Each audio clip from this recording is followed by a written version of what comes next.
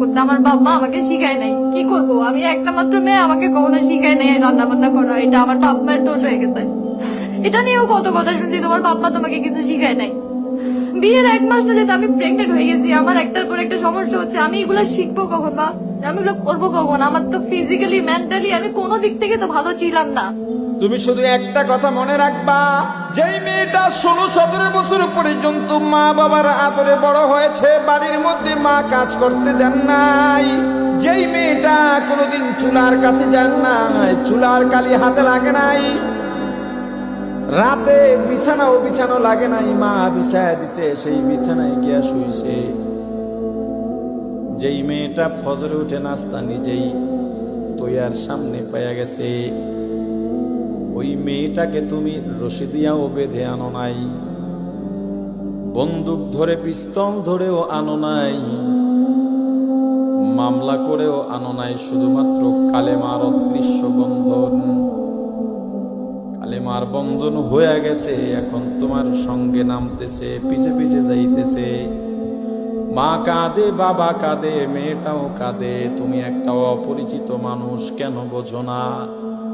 কেন তোমার পেছনে রওনা দিল, তোমার বাড়িতে চলে গেল, 1 সপ্তাহ হয় নাই। তোমার শ্বশুর যদি দুর্ব্যবহার করে, মেয়েটা বাবার সঙ্গে রাগ হয়ে যায়, আমার জামাইরে কিছু বললে আমি তোমাদের বাড়িতে আর কোনোদিন আসবো না।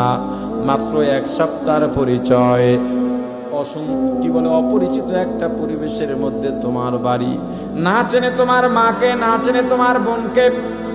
যেই মেয়েটা বাড়ির মধ্যে কখনো চুলার কাছে যায় নাই, তোমার বাড়ি গিয়া সব সময় চুলার পিঠে থাকে। যেই মেয়েটা বাড়িতে সবার আগে ঘুমাইতো, ওই মেয়েটা তোমার বাড়ি এসে সবার বিছানা বিছায়া সবার শেষে ঘুমায়। যেই মেয়েটা বাড়িতে সবার শেষে ঘুম থেকে জেগে নাস্তা নিয়ে বসতো, ওই মেয়েটা তোমার বাড়ি এসে সবার আগে উঠে সবার জন্য নাস্তা বানায়।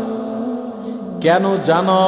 শুধুমাত্র তোমার বাড়ির অপরিচিত মানুষগুলোর মন রক্ষা করতে, আপন করবার জন্যে। তোমার মা তোমার বউয়ের বিরুদ্ধে নালিশ দেয়, দেবেই দেবে, কিচ্ছু করার নাই। এইটা বউ শাশুড়ির সবচেয়ে বড় সফলতা। যদি ঝগড়া না থাকে তাহলে হাউরির সফলতাও নাই, বউর সফলতা নেই। এটা হলো তাদের অবস্থা।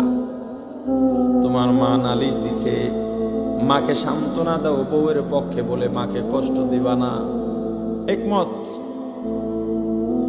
যদি দেখো না বউয়ের অন্যায় নাই, রাতে গিয়া বউকে বুঝাও, দেখো আমার মা আমার জন্য কত কষ্ট করছেন, আমার মা আমার জন্য কত কষ্ট করছেন।